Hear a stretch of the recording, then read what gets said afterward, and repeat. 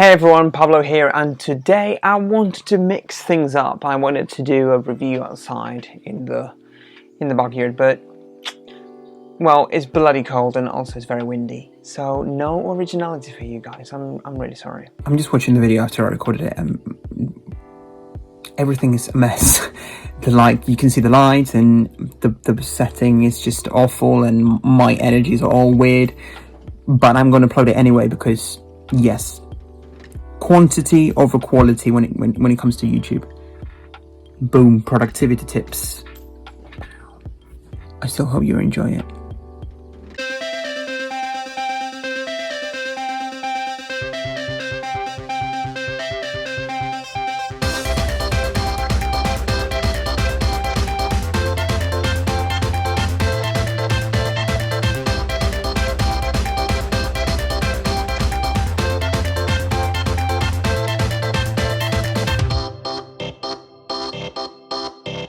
Words of Radiance, and it's such a chunky boy that they had to divide it into. Not really sure why. I think this is just the UK edition, but yes, it comes into, that means it's 2 books that you have to buy, which from the marketing point of view makes sense, but dude, like, please. Words of Radiance review. Right, if you're worried about spoilers, you don't have to, because it's been a year, I think, and there is this thing, I've read about this, and if you read something, if you consume media entertainment very quickly, this binge culture of maybe binge watching a whole season of something on Netflix, you tend to forget exactly what happens. Like, you remember that you liked it, you remember that it was enjoyable and it was entertaining and you had a nice time, but the details are really hard to pinpoint in your mind, in your memory. So don't worry about spoilers, because I cannot remember a single thing that happens in this book. I know where things are going, and everything, you know, the whole of the Stormlight Archive plot in my head is a bit muddled. As always, if you're not familiar with my reviews, I never give a star or like a score. I just talk about the book, and I focus on 5 different things: character, plot, world building, packaging, and post-reading sensation.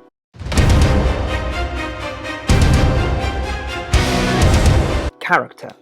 I am continuously astounded at how Sanderson is able to get such a huge cast of characters and give them depth to every single one of them. And this is something that happens in every single Stormlight Archive book that I've read. If right now I wanted to number all of the characters that are in the book, I would probably forget about a good chunk of them. And the most exciting thing is that this is not even the culmination of an author. You can see change in the way that Sanderson characterizes his books, and you can also understand the care and the passion that he puts in this books, in the Stormlight Archive, and in a work that, in his words, it's going to be that he wants it to be remembered as his magnum opus, you know, the master work of Sanderson. It is also really good to see the different idiosyncrasies of each character, and it's a bit of a tie-in with the world building, but how you can really see the way that certain characters think depending on where they're from in Roshar, and that is. You need to be a very skilled author to attain that, and you can really see here how someone that has devoted his life to writing is moving forward with his craft, and it's really, really good.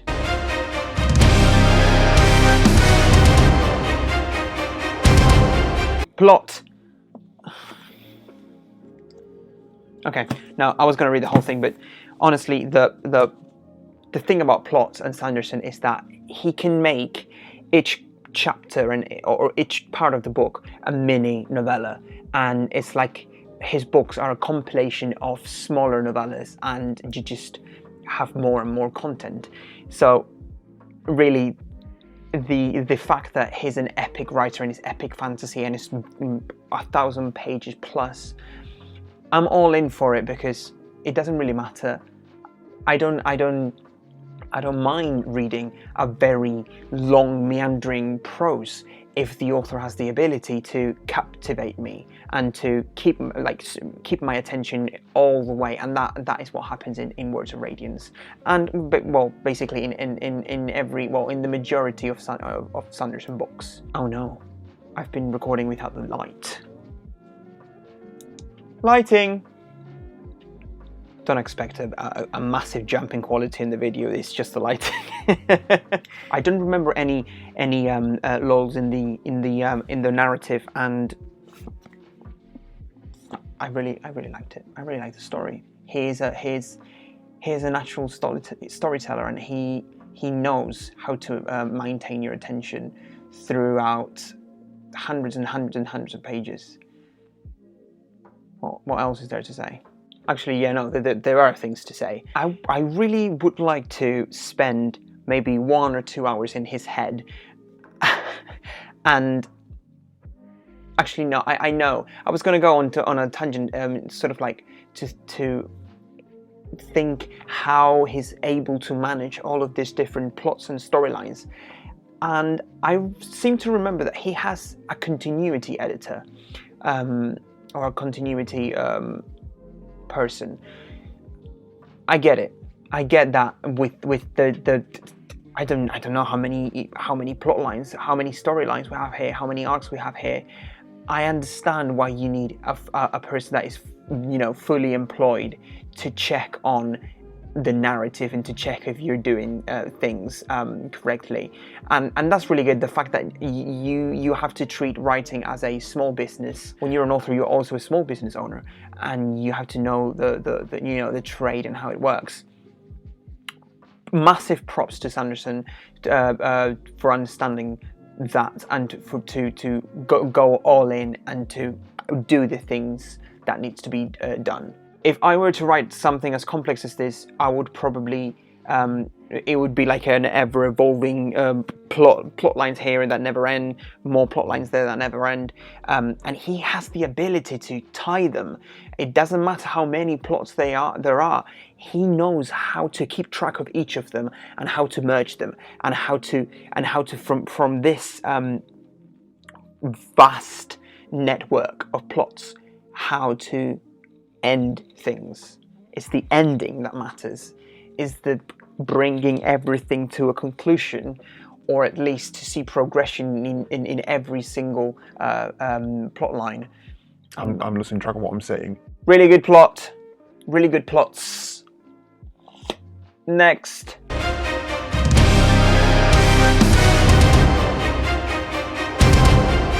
As with the plot lines, there is attention to detail for every single aspect of life.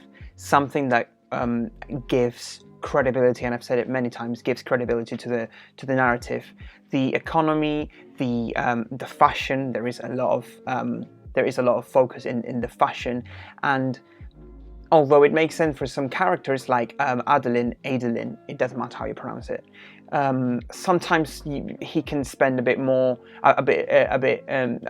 too much of time on explaining the fashion of different things. But again, if he wants to do that, like if it's the idiosyncrasy of the author, it doesn't bother me too much. The geography, the geopolitics, the political relationships, the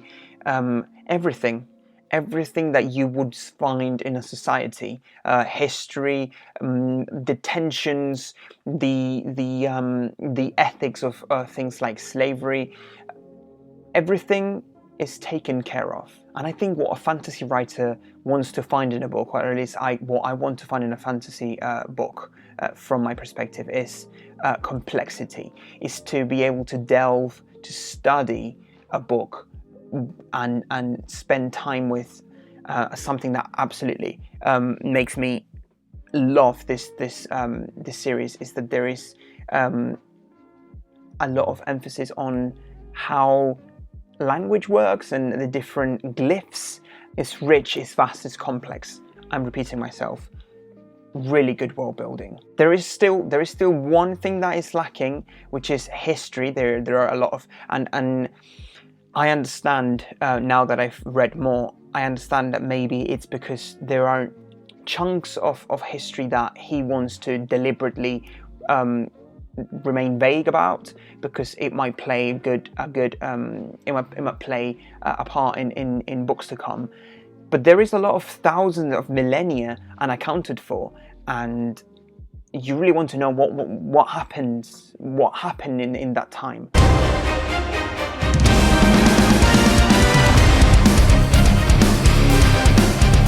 Packaging, I won't repeat myself on the pros. You can go and watch all of my other Sanderson reviews. Idea in his brain. Idea in your brain.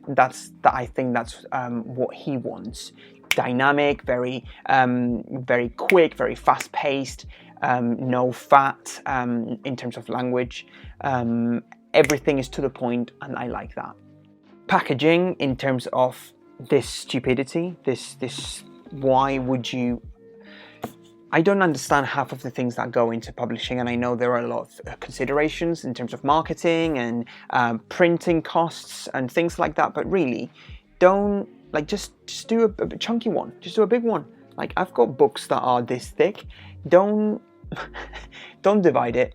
I don't know, it might seem like I am fixating a bit too much on this detail, but it's just annoying, the fact that you have to buy them separately.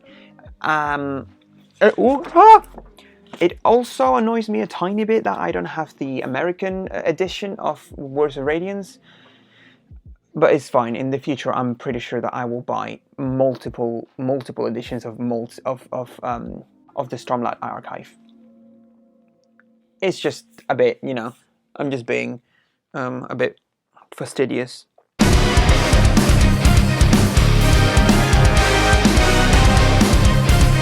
Post-reading sensation. Right. I can't remember the last time that I found an author that makes me want to drop everything in my life and read them. These books, I got them in the first lockdown in almost a year. It's been a year. Almost a year ago. And lockdown was a good time. Lockdown was a good time. What? No. Lockdown was bearable, that's what I was trying to say. Lockdown was bearable because of Daniel Green and Murphy Napier, and like that's when I started really delving into the booktube community as a viewer back then. And I think I read Words of Radiance in like 3 or 4 days. Like I was absorbing Sanderson books. That's why it's really vague in my memory. And the post-reading sensation was that I couldn't spend another second of my life without reading the next one. So it was a back-to-back experience. It was The Way of Kings, and oh my god, finding an amazing new world and an amazing new cast of characters. And it was this imperious need to get the next one, and that explains how I feel about this book, about these books in plural. Do you ever have an out-of-body experience and realize, in this case my out-of-body experiences, if as an author I would love to see this kind of excitement and passion in my readership, but this amount of fanboying I think he might find a bit weird. Sorry. This video has been particularly chaotic and a bit all over the place and scattered, but for some reason today my brain is not working on all cylinders. If you take one thing from this video is, please, if you like fantasy, read the Stormlight Archive. The Words of Radiance, I think I'm probably going to do a video ranking Stormlight Archive books, so I won't get too much into it, but it's not the best, it's not, for me, it's not the best installment, but it's not the worst either, I think. Everything I said, take with a pinch of salt. Today my cognition seems to be not wanting to work. If you liked the video, make sure you subscribe, you like, don't wobble the camera, and I will see you in the next one. I keep wobbling it. And when you're an author, you are of the Stormlight Archive.